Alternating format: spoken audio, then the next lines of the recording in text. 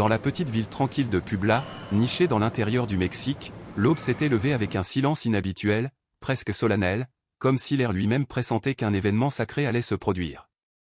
Ce lundi-là, le ciel semblait lavé de toute impureté, d'un bleu limpide comme poli par des larmes invisibles. Dans la modeste maison aux murs blanchis de la famille Morel, ce silence n'était pas nouveau. Depuis que le petit Santiago, 7 ans à peine, avait reçu le diagnostic cruel d'un cancer cérébral en phase terminale, la joie s'était éteinte dans ce foyer. Fini les courses joyeuses dans le jardin, fini les fresques naïves tracées à la craie sur le sol. Santiago passait désormais ses journées alitées, les yeux creusés, le souffle court, prisonnier d'un corps trop faible. Les médecins avaient été catégoriques, il n'y avait plus rien à faire. Le traitement de chimiothérapie avait été interrompu, le cancer s'était répandu de façon irréversible, et seule la morphine adoucissait encore un peu ses douleurs. Ses parents, Maria Guadalupe et son mari, vivaient dans les larmes et l'impuissance. Mais ce matin-là, Maria Guadalupe, femme de foi profonde, prit une décision que beaucoup auraient qualifiée de folie. Portant son fils dans ses bras frêles mais déterminés, elle entreprit de gravir, marche après marche, l'interminable escalier menant à la basilique de la Vierge des Remèdes, dressée au sommet du mont. Chaque pas était une lutte, le poids de son enfant malade pesait moins que celui de ses prières désespérées, murmurées à voix basse, le visage enfoui contre sa poitrine. Des fidèles, émus par la scène, s'arrêtaient pour les regarder passer. Certains se signaient, d'autres s'agenouillaient et joignaient leurs mains. À l'intérieur de l'église, le silence régnait, profond et dense comme un voile. Maria s'approcha de l'autel où se dressait la statue de la Vierge, drapée d'un manteau bleu sombre. Elle serra Santiago contre elle, puis, avec une infinie délicatesse, le rapprocha du manteau sacré.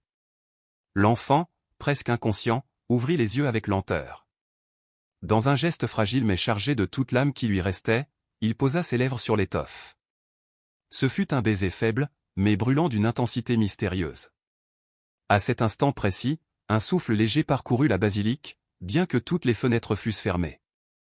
Les flammes des cierges vacillèrent, et chacun, sans se concerter, eut la sensation étrange que le temps s'était figé. Le prêtre s'avança, les larmes aux yeux, et posa sa main sur la tête de l'enfant en murmurant une prière. Autour d'eux, les fidèles tendaient les bras, les chuchotements se mêlaient aux sanglots de Maria, Vierge très sainte, touche mon fils. Puis quelque chose se produisit. Santiago remua faiblement les jambes, d'abord un simple tressaillement, puis leva un bras. Lentement, il se redressa seul. Ses joues, jadis d'une pâleur de cire, se colorèrent à nouveau. Ses yeux, qui semblaient éteints depuis des semaines, retrouvèrent une lueur vivante. Il regarda autour de lui, surpris, comme sortant d'un long sommeil. « Maman, j'ai faim » dit-il d'une voix claire que personne n'avait plus entendue depuis longtemps. La basilique explosa en exclamations et en larmes. Certains s'agenouillèrent, d'autres se serrèrent dans les bras, bouleversés. Les médecins présents venus seulement par compassion, sachant l'issue inéluctable observaient, sidérés. Téléphone à la main, ils immortalisèrent la scène. Le lendemain, à l'hôpital, les examens révélèrent l'impensable, le cancer avait disparu, sans trace, sans cicatrice. Le directeur médical déclara à la télévision nationale, en 30 ans de médecine, « Je n'ai jamais vu pareil cas. » Cet enfant était en phase terminale. Aujourd'hui, il est en parfaite santé. La seule intervention a été la foi. Depuis ce jour, la basilique ne désemplit plus. Des milliers de pèlerins viennent chaque semaine toucher le manteau de la Vierge. L'histoire de Santiago est devenue un symbole éclatant de ce que la science ne peut expliquer, mais que le cœur saisit parfaitement, la rencontre mystérieuse entre le ciel et la prière obstinée d'une mère. Le moment du baiser resta gravé dans toutes les mémoires. Un silence dense, presque tangible, avait enveloppé l'église. Même le prêtre, sa voix interrompue, était resté immobile. L'enfant, après quelques secondes d'immobilité, fit un pas en arrière, hésitant, puis un autre, plus assuré. Sa mère poussa un cri de peur, de joie, nul ne le sut jamais.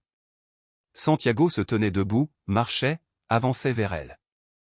Ses jambes, auparavant flageolantes, le portaient désormais avec fermeté. Les yeux embués, il chercha ceux de sa mère. Elle accourut, l'étreignit sans un mot, son cœur battant comme s'il reconnaissait déjà le miracle. Un médecin, incapable de retenir ses larmes, s'appuya contre un pilier. Le prêtre, la voix brisée, murmura seulement « Je vous salue Marie ». Et l'assemblée entière répondit, pleine de grâce. Aucun raisonnement ne pouvait contredire ce que tous avaient vu. Sur l'autel, le manteau de la Vierge frémissait légèrement, sans qu'aucun souffle d'air n'explique ce mouvement. Beaucoup comprirent qu'ils étaient témoins d'un moment saint. Même les sceptiques, venus par curiosité ou par solidarité, restèrent pétrifiés. Certains tombèrent à genoux, non par devoir, mais parce qu'ils avaient ressenti, au plus profond d'eux-mêmes, qu'il existait quelque chose de plus grand que la douleur. Les vidéos circulèrent sur les réseaux sociaux, atteignant des milliers de vues en quelques heures. Des journalistes, des médecins et des chercheurs affluèrent, cherchant à comprendre. Mais ce que reflétaient les yeux de l'enfant ne nécessitait aucune explication, il était vivant, guéri. À la sortie de l'église, Santiago leva les yeux vers le ciel et murmura quelques mots que nul n'entendit, mais que, tous en étaient certains, la Vierge entendit parfaitement. Cette nuit-là, la ville entière veilla. La petite paroisse, autrefois ignorée, devint le cœur battant d'une émotion nationale. Les rues voisines se remplirent de voitures, des bougies illuminaient les trottoirs, des chants murmurés flottaient dans l'air. L'autel, couvert de fleurs laissées par des inconnus, recevait des prières incessantes. Pendant ce temps, dans la maison modeste, Santiago dormait paisiblement, sans douleur. Sa mère, assise près de lui, le contemplait avec un mélange d'émerveillement et de tendresse. Elle n'osait fermer l'œil, de peur que tout ne soit qu'un rêve. Elle effleurait doucement ses mains, comme pour vérifier que ce corps si frêle, hier encore condamné, respirait bien la santé. Le lendemain matin, une équipe médicale vint examiner l'enfant. Ils trouvèrent un garçon vif, riant et jouant au ballon dans le jardin, comme n'importe quel autre enfant. Le plus âgé des médecins, réputé pour son intransigeance scientifique, demanda à rester seul avec lui. Après l'avoir observé longuement, écouté son cœur, palpé ses membres, il resta silencieux de longues minutes. Puis il ôta ses lunettes, se leva et dit seulement « Cet enfant ne devrait pas être en vie. Pourtant, il l'est, et il marche mieux que moi. » Ces mots se répandirent dans les couloirs de l'hôpital comme une traînée de poudre. Des infirmiers pleurèrent, des patients demandèrent à visiter la basilique. Les dirigeants tentèrent de calmer la ferveur, mais rien ne pouvait arrêter un élan plus fort que la raison. Un journaliste sceptique, décidé à dénoncer une supercherie, vint interroger Maria Guadalupe. Il insinua qu'il pouvait s'agir d'une mise en scène, d'un montage destiné à émouvoir les naïfs. Mais en croisant son regard, il se tut. Ce qu'il y eut la vérité nue d'une femme ayant souffert, prié et vu son enfant renaître dépassait les mots.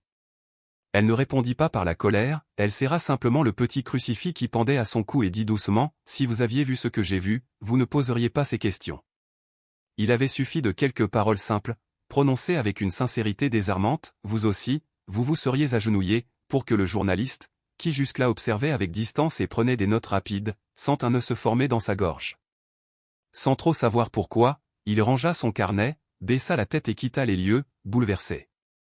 Ce même jour, l'évêque du diocèse fit à son tour le déplacement jusqu'à la petite église.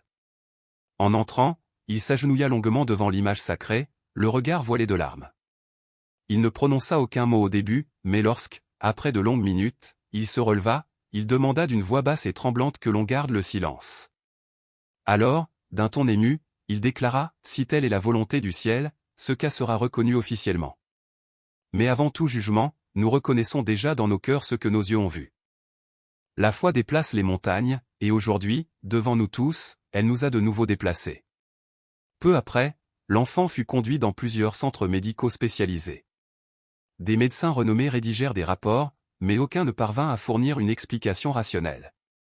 Un seul mot revenait, implacable, inexplicable. Tandis que le monde discutait et s'interrogeait, la mère, le soir même, s'agenouillait au chevet de son fils et pleurait en silence. Dehors, la ville semblait ne pas vouloir dormir, une file interminable, qui serpentait sur plusieurs rues, se formait devant l'église. Des fidèles, des curieux, des malades, des personnes âgées attendaient patiemment, non pour demander richesse ou miracle facile, mais pour ressentir, ne serait-ce que quelques secondes, cette certitude profonde que le ciel existe et qu'il écoute. Certains pleuraient sans comprendre pourquoi, d'autres s'agenouillaient sur le trottoir, comme si ce sol banal avait été touché par l'éternité. Un homme aux mains calleuses serrait une bougie allumée, une mère, portant un bébé emmailloté dans une vieille couverture, ne quittait pas des yeux le vitrail illuminé de la Vierge. Nul besoin de mots, tous savaient qu'en ce lieu, quelque chose de sacré s'était manifesté. À l'intérieur, l'air avait changé, ce n'était pas seulement la présence de la foule, ni la musique douce ou l'odeur de l'encens. C'était comme si une présence invisible enveloppait chaque pierre, chaque souffle, de tendresse. Le sol de pierre, l'autel, les flammes tremblantes des cierges, tout semblait respirer à l'unisson. L'enfant, condamné quelques jours plus tôt par un diagnostic de cancer terminal, marchait désormais lentement entre les rangs, comme s'il ne comprenait pas encore ce qu'il vivait. Ses pas étaient petits mais assurés, derrière lui, sa mère, les mains tremblantes, les yeux rougis, pleurait, non de peur, mais d'un soulagement si grand que son cœur peinait à le contenir. Un médecin, debout près de l'autel, l'observait en silence. Homme de science, formé aux chiffres et aux preuves tangibles, il voyait devant lui ce garçon à la chevelure clairsemée et au sourire apaisé, et sa raison butait contre une question sans réponse: comment expliquer ce que l'œil perçoit mais que la logique ne peut saisir? Les examens de la semaine précédente étaient sans appel, le cancer avait envahi son corps, aucun traitement ne pouvait inverser le cours des choses, pas même offrir un mois supplémentaire. Et pourtant, là, l'enfant se tenait debout, embrassant l'image de la Vierge, sans douleur, sans perfusion, sans fièvre, sans peur. C'est impossible, murmura le médecin. Une religieuse, présente depuis le début, esquissa un sourire doux. Dieu n'a pas besoin de notre permission pour agir, seulement de notre abandon, dit-elle doucement. La nouvelle se répandit comme une traînée de poudre, les réseaux sociaux s'embrasèrent de vidéos montrant l'enfant marchant. Des télévisions arrivèrent, des journalistes de plusieurs pays encerclèrent l'église, posant des questions auxquelles, au fond, tous connaissaient la réponse, mais que personne ne savait exprimer. Ce n'était pas du sensationnalisme, c'était de la révérence. Même les plus sceptiques semblaient admettre qu'un événement hors du commun avait eu lieu. Au milieu de ce tumulte, l'enfant revint vers le manteau de la Vierge, le toucha avec délicatesse, comme pour dire merci, puis se tourna vers la foule et dit d'une voix paisible: « Elle m'a entendu, et elle m'a dit que l'amour guérit tout. » Personne n'osa parler après cela, le silence devint prière. Et en cet instant, la ville entière sembla se recueillir, non par peur ou désespoir, mais par gratitude. L'impossible venait de se produire devant tous. Le monde, si blessé, si incrédule, si avide d'espérance, venait de recevoir un rappel: le sacré marche encore parmi nous, et parfois, il se révèle dans la caresse d'un enfant ou dans l'étreinte silencieuse d'une mère devant un miracle. Le temps sembla suspendu. Dehors, la ville continuait, les voitures roulaient, les lampadaires de la nuit clignotaient encore, mais dans l'église, c'était comme si le ciel avait aboli les règles. L'éternité respirait avec les hommes, et chacun savait qu'il se trouvait devant quelque chose qui ne s'explique pas, mais qui se ressent. Spontanément, sans chef de chœur ni instrument, la foule se mit à chanter une mélodie ancienne, peut-être apprise dans l'enfance, peut-être inspirée à l'instant par l'Esprit: « Je vous salue, Marie, pleine de grâce. » Les voix tremblaient ou résonnaient avec force, mais toutes s'unissaient en un même élan, non de détresse, mais de louange. Le prêtre, encore les larmes aux yeux, avança vers l'autel. Ses mains tremblaient comme au jour de son ordination, mais non de peur, de révérence. Ce n'était pas le marbre ni les vitraux qui avaient été reconsacrés, c'était la foi, redevenue chère sous les yeux de tous. Et désormais, elle devait être accueillie et protégée comme un trésor. L'enfant, autrefois incapable de se tenir debout, s'agenouilla sans aide devant l'autel, sans douleur, avec une sérénité si profonde que des adultes dissimulèrent leurs larmes derrière leurs mains. Il joignit les mains, fixa la Vierge, et murmura une prière que seule elle entendit: promesse d'amour, souffle de gratitude. Puis il ferma les yeux et demeura immobile. Dehors, des bus s'arrêtaient, des chauffeurs descendaient pour voir, toucher, prier. Un homme en costume, qui se disait athée, resta figé à la porte près d'une heure. Lorsqu'il entra enfin, ses épaules raides semblèrent céder devant une force plus grande. Il s'assit au dernier rang, pleura en silence, et ne bougea plus. Parmi la foule se trouvait un vieil homme aveugle, conduit par sa petite fille de 12 ans, la main ferme et la foi solide. « Papy, on y est presque », murmurait-elle. Il avançait lentement, chaque pas comme un plongeon dans le mystère. Parvenu devant la Vierge, il leva le visage, et dit: « Je ne vois pas, mais je sais que tu es là. » Alors, un rayon doux traversa le vitrail le plus haut et vint caresser son visage. La fillette écarquilla les yeux: « Papy, tu as vu ?» L'homme porta la main à ses yeux et distingua, pour la première fois depuis des décennies, les contours de l'autel, les traits de sa petite fille, et l'image de la Vierge nimbée de lumière dorée. Il tomba à genoux: « Je vois, cria-t-il, la voix brisée. Cris, applaudissements, larmes, puis silence. Ce n'était plus une question de religion, de doctrine ou de croyance, c'était le toucher d'un amour impossible à mesurer, qui guérit, transforme, visite les oubliés, les malades, les désespérés. Alerté, l'évêque revint sur les lieux. Il monta à l'autel, demanda à tous de prier, et s'agenouilla, ce lieu a été visité. Ce sol est désormais sacré. La foi de ce peuple est plus forte que le doute. Personne ne voulut repartir cette nuit-là. Des familles dormirent sur les marches, priant le chapelet, chantant doucement.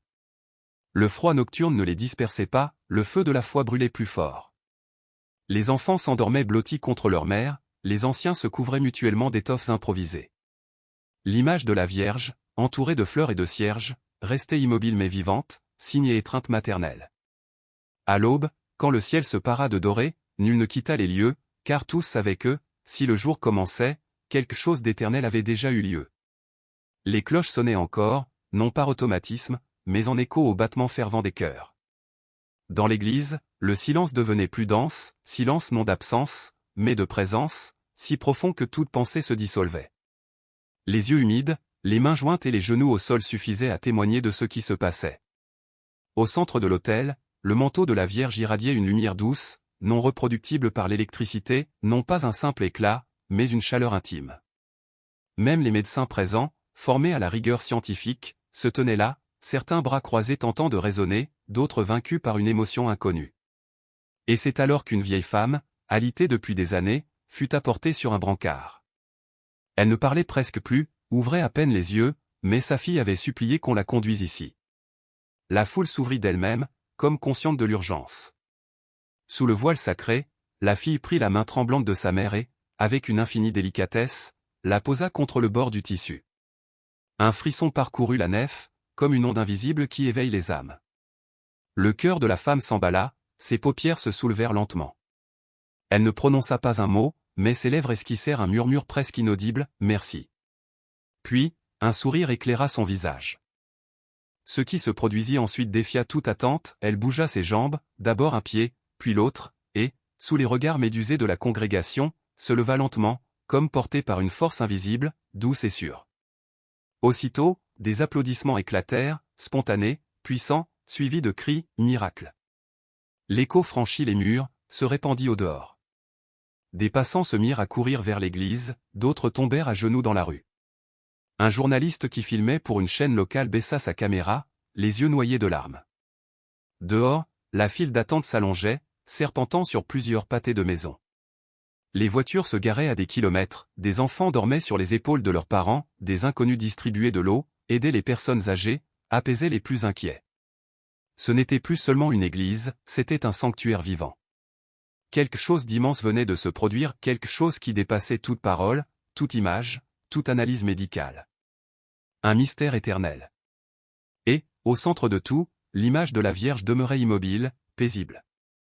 Elle ne souriait pas, ne pleurait pas, mais de son visage émanait une paix qui parlait plus fort que n'importe quelle expression, « J'ai toujours été là. C'est vous qui m'aviez oublié. » Dès lors, la succession d'événements isolés devint pèlerinage spontané. Un appel mystérieux traversait les quartiers, effaçait les distances, renversait les certitudes de ceux qui n'avaient jamais cru. Le nom du petit garçon guéri ne figurait plus seulement sur un dossier médical, il devenait un symbole, un témoignage vivant que quelque chose de plus grand que la chair, la maladie et le désespoir pouvait advenir. Dans la sacristie, prêtres et évêques s'étaient rassemblés en silence. Certains tremblaient, d'autres pleuraient. Dans l'air flottait une crainte sacrée, ils savaient qu'ils ne se trouvaient pas devant un simple émoi populaire, mais devant un signe. Et les signes, murmura-t-il, ne surgissent jamais par hasard. L'un des évêques les plus âgés, à la voix grave, s'avança jusqu'à l'autel. Il demanda un micro. Les lumières s'atténuèrent, le silence se fit complet.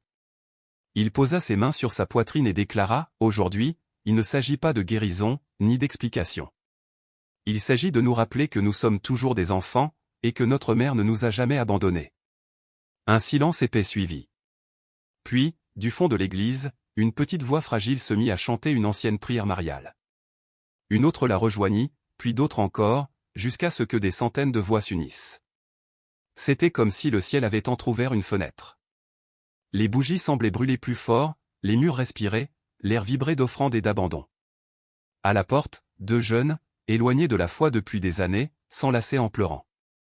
Un homme d'affaires, sceptique de toujours, glissa discrètement la main dans sa poche et en sortit le chapelet de sa mère défunte. Pour la première fois depuis des décennies, il pria sans formule, sans apparat, juste avec son cœur. La file ne cessait de croître, médecins, enfants, athées, prêtres, anciens détenus, artistes, chauffeurs de bus, mères célibataires, étrangers, journalistes. Aucun ne venait pour la gloire ou le spectacle, tous avaient été touchés par quelque chose qu'aucune technologie, aucun journal, aucun argent n'avait pu atteindre. À l'intérieur, l'enfant guéri dormait paisiblement dans les bras de sa mère, qui pleurait sans arrêt. Les médecins, perplexes, étudiaient encore ses examens, mais les discussions s'apaisaient, ils commençaient à accepter que certains moments échappent à la science. Reconnaître que le contrôle humain doit parfois céder au mystère, n'était-ce pas là le plus sacré? Sur un mur latéral, un papier fixé par un bout de ruban portait ces mots: « Je ne comprends pas ce qui se passe, mais je ne me suis jamais senti aussi aimé. » Peut-être était-ce la meilleure définition de l'atmosphère, il ne s'agissait pas seulement de miracle ou de foi, mais d'amour. Un amour qui se manifestait en silence, en larmes, en accolades, en gestes simples, en une présence invisible mais irrésistiblement réelle. Dehors, le ciel pâlissait déjà. La foule patientait, sans plainte ni impatience. Le temps semblait suspendu, chacun attendait un fragment d'éternité. Quand les premiers rayons du soleil effleurèrent la croix au sommet de l'église, des voix entonnèrent le Magnificat. Ce n'était pas une aube ordinaire, mais un recommencement. Quand l'inexplicable touche un cœur, rien ne reste inchangé. À mesure que le soleil s'élevait, dorant les ruelles étroites, une sensation de renaissance emplissait l'air. Cette matinée serait gravée à jamais dans la mémoire de ceux qui avaient vécu ce miracle silencieux et fulgurant. Les fils s'étendaient encore, mais l'impatience avait cédé la place à une révérence partagée. Peu importait l'âge, le statut, la croyance, tous étaient égaux devant cette espérance nouvelle. Les échanges étaient rares, mais pleins d'émotion. Je n'aurais jamais cru pouvoir ressentir cela, confiait une vieille femme, main jointe. Mon petit-fils a été guéri, je l'ai vu. Je ne sais l'expliquer, mais je crois. Un jeune homme, les yeux humides, serrait un chapelet cassé, la foi de ma mère sauve mon père. À l'intérieur, Santiago, l'enfant miraculé, se réveillait. Les médecins restaient sans voix, ils respiraient la santé, débordés d'énergie, jouaient avec les autres enfants, participaient aux prières avec une joie communicative. Les médias, nationaux et internationaux, affluaient. Les scientifiques cherchaient des explications, aucune ne convainquait ni les yeux ni les cœurs. Les examens étaient irréfutables, le cancer avait disparu, sans traitement, sans remède secret. Seulement un baiser sur le manteau de la Vierge et la foi inébranlable d'une mère. Sur les réseaux sociaux, les témoignages se multipliaient, prières exaucées, promesses tenues, grâces obtenues. Comme si la lumière de la basilique s'était répandue à travers le pays, d'autres miracles émergeaient, guérison, réconciliation, libération. La presse tenta de discréditer l'événement, parlant d'hystérie collective ou de coïncidence. Mais pour les milliers qui venaient chaque jour chercher consolation et force, cela importait peu. Ils n'avaient pas besoin de preuves scientifiques, Santiago vivant, souriant, suffisait. Un jour, un autre enfant malade entra, soutenu par ses parents. Il regarda Santiago avec admiration. La mère de ce dernier posa la main sur son épaule et dit, « Crois-le, la foi peut déplacer l'impossible. » Et à cet instant, une chaîne invisible d'espérance et d'amour les relia. Peu après, l'évêque annonça l'ouverture d'une enquête canonique pour reconnaître le miracle. Non comme un acte administratif, mais comme un geste de foi et de respect envers ce que le peuple avait vécu, ce que le monde observait, partagé entre doute et émerveillement. Pour ceux qui étaient là, qui avaient prié, pleuré, attendu, il n'y avait pas l'ombre d'un doute, l'impossible s'était produit. La Vierge Marie, mère de compassion et de miséricorde, avait répondu aux prières. Ce qui paraissait perdu devenait un symbole de foi vivante. La petite ville se transforma en sanctuaire, la basilique en phare d'espérance, et Santiago en témoignage vivant que, lorsqu'on livre son cœur, le ciel peut toucher la terre. Après l'annonce officielle, la cité entra en une sorte d'extase spirituelle. Les rues, jadis calmes, vibraient de ferveur. Du matin au soir, les foules affluaient, portant parfois dans leurs bras un proche malade, parfois simplement leur propre cœur blessé. Une vieille femme ayant perdu un fils des années auparavant confia en larmes qu'elle avait enfin senti sa présence à ses côtés. Et ainsi, la grâce continuait de se répandre, douce et irrésistible, comme un fleuve venu du ciel. Dans les mois qui suivirent la guérison de Santiago, un souffle nouveau parcourut la petite ville et, peu à peu, se répandit bien au-delà de ses frontières. Les habitants, qui avaient vu de leurs propres yeux l'enfant frêle se relever comme par un élan venu du ciel, sentaient leur cœur se réchauffer à chaque souvenir de ce jour.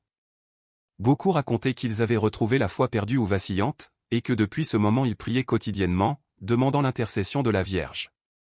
Parmi eux, une femme confiait en serrant son chapelet comme on tient un talisman de vie, « Elle m'a rendu l'espérance ». Dans les hôpitaux voisins, des médecins commencèrent à signaler des cas étranges, des patients condamnés par la science, voués à une issue rapide et fatale, manifestaient soudain des améliorations inexpliquées. Les regards se tournaient alors vers le miracle de l'enfant, comme si une onde invisible d'espérance et de foi avait jailli de cet événement pour toucher d'autres vies. Le mot « miracle » cessa d'être prononcé avec prudence ou ironie, il retrouva sa force et son éclat, devenant une réalité tangible pour des milliers d'âmes. Santiago, redevenu un garçon rieur et vif, portait désormais à 7 ans la mission silencieuse d'un témoin de la tendresse divine. Avec une innocence désarmante, il répétait à qui voulait l'entendre, « La Vierge m'a aidé, parce qu'elle aime tous les enfants et veut que chacun croie en l'amour. » Ses yeux, illuminés par une lumière que rien sur terre ne pouvait imiter, reflétait la certitude d'avoir entrevu un monde au-delà de la chair et du temps. Son histoire se transforma en livre, reportage et source d'inspiration pour d'innombrables cœurs. Des enseignants, des prêtres, des responsables communautaires citaient son exemple pour rappeler que la foi ne se réduit pas à un concept, elle est action, persévérance, espérance et amour en mouvement. Sa mère, Maria Guadalupe, devint quant à elle une voix ardente. Femme simple et humble, elle parlait dans les églises, aux radios locales, lors de rencontres citoyennes, exhortant chacun à ne jamais renoncer à l'espérance, même au cœur des nuits les plus sombres. Dans la basilique, une chapelle nouvelle fut édifiée en mémoire du miracle. On y conservait le manteau de la Vierge, protégé avec soin, mais à portée des mains de tous ceux qui désiraient le toucher, prier et sentir la présence vivante de cet instant qui avait bouleversé tant de vies. Des médecins, parfois sceptiques, venaient désormais assister aux messes. Des scientifiques, toujours intrigués, continuaient d'examiner le phénomène avec une forme d'admiration mêlée de respect. De tous les continents, des pèlerins affluaient, désireux de contempler de leurs propres yeux la force d'une foi qui avait franchi l'impossible. Et, lorsque le soleil déclinait derrière le sanctuaire, une conviction nouvelle se propageait comme une douce contagion, la foi, nourrie d'espérance et d'amour, a le pouvoir de transformer le monde. L'impact de ce miracle dépassa rapidement les limites de la petite ville. Il atteignit les campagnes reculées, les métropoles lointaines, jusqu'au foyer où l'espérance semblait morte. Des inconnus, touchés par l'histoire, envoyaient lettres, ex-voto, dons et récits de prières exaucées, tissant une invisible toile de communion. La municipalité consacra une place au nom de Santiago et de la Vierge Marie, lieu devenu un point de ralliement où l'on priait, chantait et partageait des récits de guérison et de victoire sur l'adversité. Les autorités veillèrent à préserver ce lieu comme un sanctuaire de paix, à l'abri des ravages du temps et prêt à accueillir les générations futures. Dans le domaine médical, le dossier de Santiago entra dans les programmes d'universités et de centres de recherche. Des congrès furent organisés pour explorer le dialogue entre foi et science, remettant sur la table des questions brûlantes, où s'arrêtent les certitudes humaines? Où commence le mystère? Peu à peu, même les plus incrédules reconnurent que certaines guérisons échappent à l'analyse rationnelle et invitent à ouvrir le cœur à la possibilité du transcendant. La presse internationale, qui au départ cherchait à discréditer l'événement, changea de ton. Les récits d'espérance et de résilience remplacèrent les doutes sarcastiques. Des documentaires virent le jour, des émissions de télévision sur la spiritualité trouvèrent un public plus vaste. Des millions suivirent cette histoire qui semblait sortie des pages les plus lumineuses d'un livre de miracles. Au milieu de cette effervescence, Santiago grandit protégé par l'affection de sa famille et l'estime d'innombrables inconnus. Il se savait porteur d'une mission, être le messager de l'espérance. La Vierge m'a offert une seconde chance, disait-il. Maintenant, je veux aider les autres enfants à ne jamais cesser de croire. Ses pas, autrefois incertains, étaient désormais assurés. Il visitait hôpitaux, écoles, communautés pauvres, portant dans son sourire la certitude qu'une foi véritable peut apaiser les âmes et déplacer les montagnes. Maria Guadalupe prit une place essentielle dans ce cheminement. Elle organisait des groupes de prière, participait à des congrès et offrait son temps aux familles confrontées à la maladie ou au désespoir. Partout, elle rappelait que la prière sincère, jaillie du cœur, a le pouvoir d'éclairer même les nuits les plus opaques. Un jour, devant une assemblée émue, elle déclara « Si mon histoire enseigne quelque chose, c'est qu'il ne faut jamais perdre la foi, même quand tout semble perdu. Dieu est amour, et l'amour est la force qui guérit et transforme. » la basilique devint le centre d'un flot incessant de pèlerins venus respirer l'atmosphère de paix que le miracle avait déposée là. Beaucoup repartaient le cœur léger, la certitude d'être accompagnés dans leurs épreuves gravées en eux. Le récit de l'enfant qui avait touché le manteau de la Vierge et défié la mort continua à se transmettre de génération en génération, rallumant partout la flamme de l'espérance. Les années passèrent, mais le souvenir demeura. Ce qui, à l'origine, n'était qu'un témoignage singulier de foi, devint un mouvement vivant, une onde qui traversait les âges. Le sanctuaire, érigé en mémoire du miracle, devint un phare spirituel. Chaque jour, des voix venues de tous horizons se mêlaient dans les prières, et, dans le silence des chapelles, des histoires se tissaient, celle d'un vieil homme trouvant enfin la paix, d'un adolescent découvrant un sens à sa vie, de parents reconnaissants pour une guérison inespérée. Santiago, adolescent, portait toujours ce rôle avec humilité. Dans ses interventions, il avouait « Je ne peux pas tout expliquer, mais je sais que la Vierge était là, me soutenant quand je n'avais plus de force. Je veux être un signe vivant que la foi change les vies. » Son témoignage inspira des livres, des documentaires et même des pièces de théâtre. Des enseignants intégrèrent son histoire à leurs cours, illustrant la force de l'amour et de l'espérance pour bâtir un monde meilleur. Sa mère, désormais figure de référence pour des milliers de femmes, répétait que le plus grand miracle n'était pas seulement la guérison physique, mais la transformation du cœur, le réveil de la foi, le courage face aux épreuves, la constance dans l'espérance. Des groupes de prière naissaient spontanément, des communautés se réunissaient pour des veillées, des cultes, des marches de lumière. La science elle-même commençait à regarder avec plus d'attention les mystères où la foi semble ouvrir des chemins de guérison insoupçonnés. Dans la basilique, une autre chapelle fut inaugurée, dédiée à tous ceux qui avaient trouvé consolation et force dans ce lieu.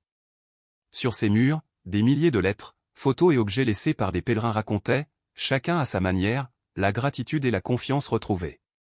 Ainsi, au fil des décennies, le miracle de Santiago demeura une étoile fixée dans le ciel de la foi, guidant ceux qui cherchaient une lumière dans leurs ténèbres. Le témoignage de Santiago résonnait encore, comme une mélodie gravée dans l'âme, rappelant à tous que, même dans les heures les plus sombres, l'amour de Dieu n'abandonne jamais ses enfants. Le véritable miracle, murmurait-on, ne réside pas seulement dans la guérison du corps, mais dans la transformation profonde de l'âme, dans la renaissance de l'espérance et dans cette flamme de foi qui refuse de s'éteindre. Ainsi, l'histoire de ce petit garçon qui avait effleuré le manteau de la Vierge Marie pour obtenir la guérison ne s'était pas contentée de sauver sa vie, elle avait guéri aussi des milliers de cœurs meurtris. Ce récit, inscrit non pas dans des pages de livres mais dans la mémoire vivante de ceux qui croient à la puissance de l'amour divin, devint un héritage impérissable. Avec le temps, le témoignage de Santiago s'épanouit en un legs éternel, inspirant non seulement la foi, mais aussi la solidarité, l'amour du prochain et une quête sincère d'une spiritualité authentique. Chaque personne qui franchissait les portes de la basilique repartait le cœur renouvelé, habité par la certitude intime que les miracles restent possibles lorsque l'on croit de tout son être. Les autorités religieuses finirent par reconnaître officiellement le miracle, et son récit entra dans les archives sacrées de la communauté, comme un symbole éclatant d'espérance offert au monde entier. La basilique, autrefois un simple lieu de culte, se transforma en un centre vivant de prière et d'accueil, où s'entrelacent, dans chaque recoin, des histoires de foi et de dépassement. Santiago grandit en homme profondément croyant, consacrant sa vie à aider les autres, à porter la lumière là où régnait l'ombre, et à enseigner que l'amour maternel de Marie, mère de tous, est un refuge sûr pour celui qui souffre. Il n'oublia jamais le toucher sacré qui avait bouleversé son existence, et, avec une humilité désarmante, il rappelait « Ce que j'ai reçu est un cadeau destiné à être partagé. N'abandonnez jamais votre foi, car Dieu ne nous abandonne jamais. » Ainsi, la petite ville, jadis point anonyme sur une carte, devint une source intarissable d'espérance, un lieu où le ciel et la terre semblaient se rejoindre, où l'impossible devenait possible. Quand un cœur s'ouvre au divin, il n'existe plus de limite pour l'amour, la guérison et le miracle. Cette histoire restait la preuve vivante que, même dans les ténèbres les plus opaques, la lumière de la foi peut briller plus forte encore et changer des vies à jamais. Chaque année, à la date anniversaire du miracle, des milliers de pèlerins affluaient vers la basilique. C'était un jour à la fois de fête et de recueillement, la joie des retrouvailles se mêlait au silence sacré de la prière. Les familles entières, de toutes origines et de toutes générations, se rassemblaient pour se souvenir de cette grâce qui avait transformé une existence et, par ricochet, tant d'autres. Les enfants, les yeux écarquillés, buvaient les récits du petit Santiago qui avait défié toutes les probabilités, les personnes âgées rendaient grâce d'avoir été témoins d'un signe aussi éclatant que la foi ne déserte jamais les siens, les jeunes puisaient dans cet exemple vivant le courage d'affronter leur propre bataille. Sous l'élan de cet héritage, la ville elle-même se métamorphosa. Une nouvelle culture de compassion et de solidarité vit le jour. Les hôpitaux instaurèrent des programmes de soutien spirituel et émotionnel, les écoles intégrèrent des enseignements sur la foi et la résilience, et des communautés entières s'organisèrent pour secourir les plus démunis. Le miracle de Santiago ne fut pas un simple épisode isolé, mais bien l'aube d'une transformation sociale et spirituelle profonde. Maria Guadalupe, cette mère qui n'avait jamais cessé de croire, devint une figure respectée et aimée. Sa vie, marquée par le don total, la foi inébranlable et l'amour inconditionnel, toucha des milliers de cœurs et inspira des mouvements de prière et d'entraide à travers tout le pays. Elle répétait souvent, la prière sincère a un pouvoir immense, et il ne faut jamais perdre l'espérance, même dans la souffrance la plus profonde. La foi est la lumière qui nous guide dans nos nuits les plus noires, et l'amour est la force qui nous maintient debout.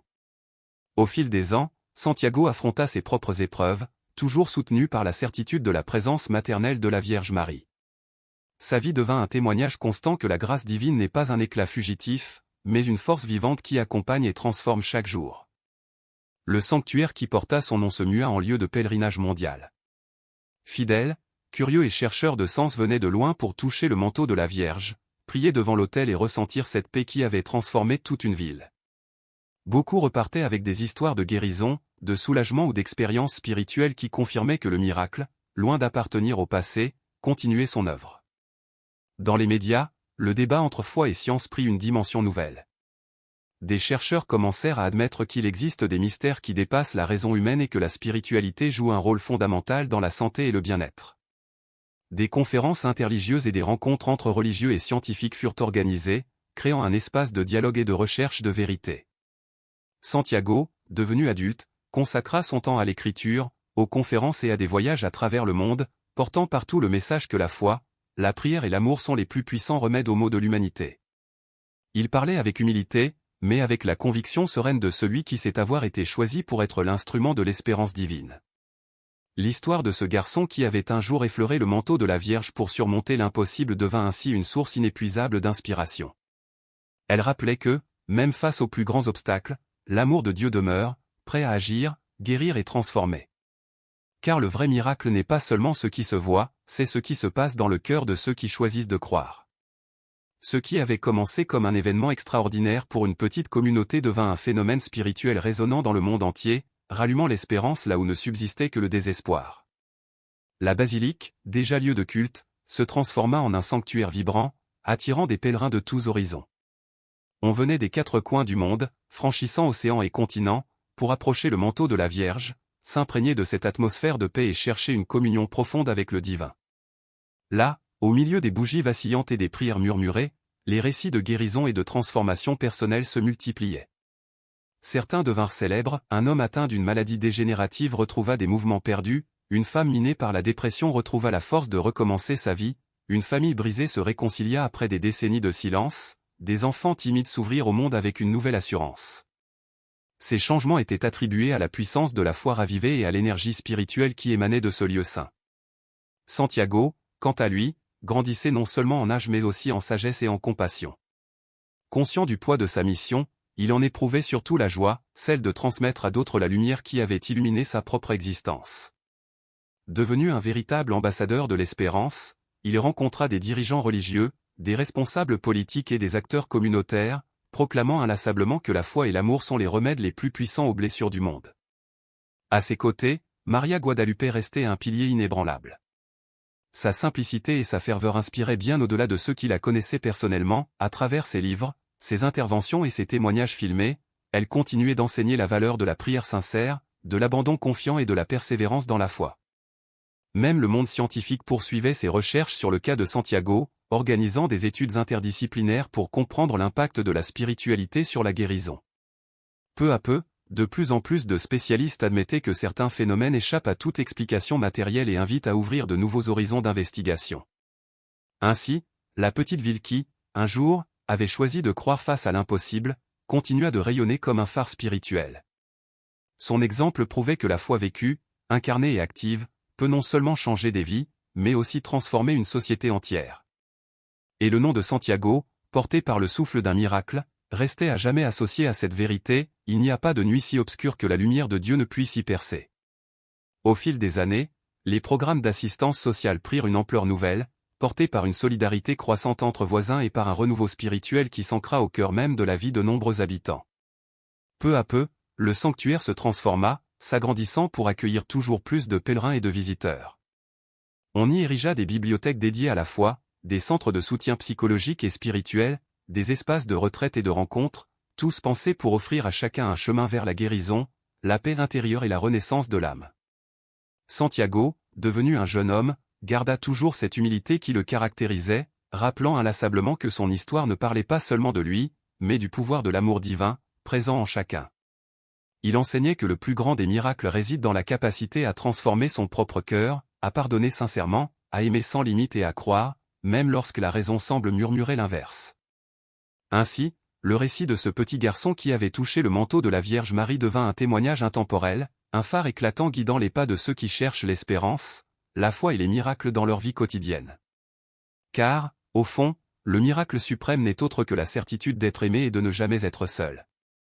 Avec le temps, l'histoire de Santiago et du prodige qui avait marqué sa vie franchit les frontières de la foi personnelle pour se muer en un vaste mouvement de renouveau spirituel et social. La petite ville où tout avait commencé se fit connaître dans le monde entier comme le « cœur de l'espérance », un lieu où les cœurs brisés trouvaient guérison et où la foi était cultivée comme le plus précieux des trésors. Le flot incessant de pèlerins transforma l'économie locale, mais l'essentiel n'était pas là, c'était le lien communautaire, la solidarité et le sentiment d'appartenance qui prospéraient. Des hommes et des femmes jadis isolés, en conflit avec leur foi ou perdus dans leurs doutes, découvraient dans ce sanctuaire un refuge pour leurs peurs et leurs blessures intérieures. Sur les bancs de la basilique, des histoires de pardon, de résilience et de transformation profonde s'entrelaçaient, véritables témoignages vivants de la puissance de l'amour divin. Même les institutions de santé commencèrent à intégrer la dimension spirituelle à leur traitement, reconnaissant l'effet bénéfique de la foi sur le rétablissement. Médecins, aumôniers, thérapeutes et bénévoles unissaient leurs efforts pour soigner non seulement les corps, mais aussi les âmes. La rigueur de la science ouvrait désormais ses portes à la spiritualité comme élément essentiel de la guérison. Santiago, désormais figure publique, refusa de se laisser griser par la notoriété. Sa simplicité et son authenticité touchaient plus encore que ses discours vibrants, lesquels rappelaient toujours l'importance de garder la foi même dans les heures les plus sombres. Pour lui, la Vierge Marie n'était pas une image lointaine, mais une mère aimante, marchant aux côtés de chacun dans ses combats quotidiens. Il exhortait à ne jamais abandonner la prière et l'espérance, source véritable de force pour surmonter les épreuves. Sa mère, Maria Guadalupe, devint à son tour un symbole de foi indestructible. Elle fonda une organisation destinée à soutenir les familles éprouvées, leur offrant à la fois une aide matérielle et un accompagnement spirituel. Avec une équipe de volontaires, elle parcourait hôpitaux, foyers et quartiers défavorisés, répandant réconfort, prières et paroles d'encouragement. Son message, simple mais puissant, résonnait dans tous les cœurs, la foi véritable n'est pas absence de douleur, mais certitude que Dieu marche à nos côtés, même lorsque nous ne voyons pas encore la lumière au bout du tunnel. La basilique devint un centre vibrant d'événements, célébrations, veillées, retraites spirituelles. Artistes, écrivains et responsables religieux se rassemblaient pour amplifier ce message d'amour et de renouveau. Des projets sociaux et éducatifs furent mis en place, valorisant la spiritualité dans les écoles, prenant soin des plus vulnérables et promouvant l'inclusion. Le miracle de Santiago, bien plus qu'une guérison physique, avait germé en une multitude d'actions concrètes pour bâtir un monde plus juste et compatissant. Cet élan inspira aussi un dialogue croissant entre foi et science. Des chercheurs de disciplines variées collaborèrent pour explorer comment la spiritualité pouvait influencer favorablement la santé physique et mentale. Des conférences internationales furent organisées, rassemblant spécialistes et témoins. Santiago et sa mère participaient à ces rencontres, partageant leur expérience et apprenant des experts. Tous étaient convaincus que science et foi, loin de s'opposer, pouvaient s'enrichir mutuellement pour le bien intégral de l'humanité. Dans un monde de plus en plus agité et bruyant, le sanctuaire restait un havre de paix et d'espérance. Des milliers d'âmes fatiguées y trouvaient repos et consolation, reprenant confiance en l'avenir. L'histoire de l'enfant qui avait touché le manteau de la Vierge continuait de toucher, non seulement pour le miracle vécu, mais pour la transformation profonde qu'il avait semée dans d'innombrables vies.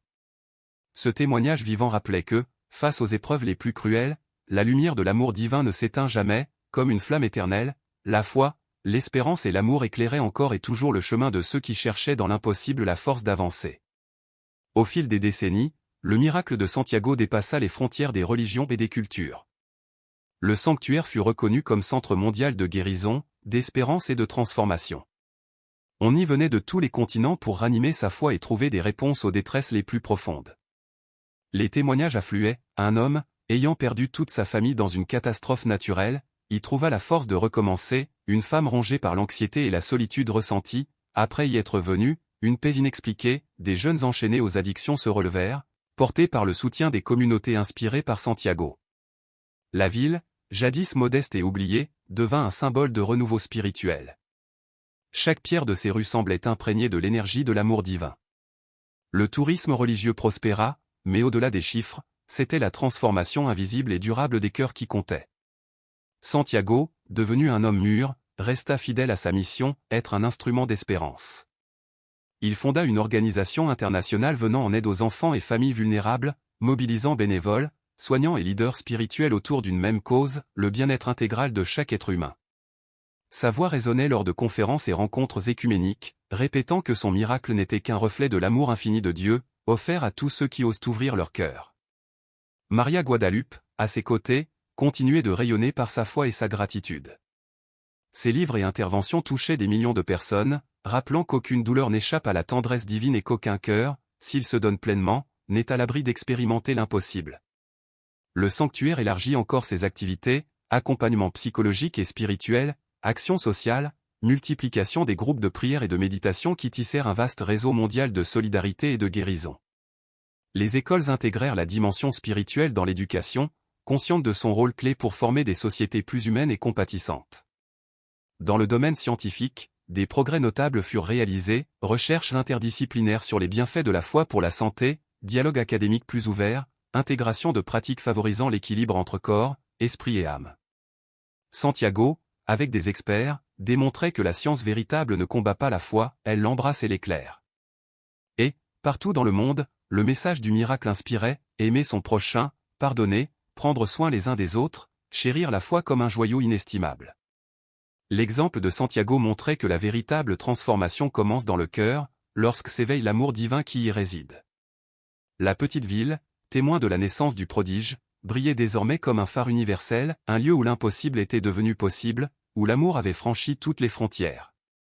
Et la flamme de l'espérance, loin de s'éteindre, brûlait avec toujours plus d'éclat, éclairant la route de ceux qui cherchent la lumière dans l'obscurité. Car, au bout du compte, le plus grand des miracles survient lorsque nous ouvrons nos cœurs et laissons l'amour de Dieu nous transformer entièrement.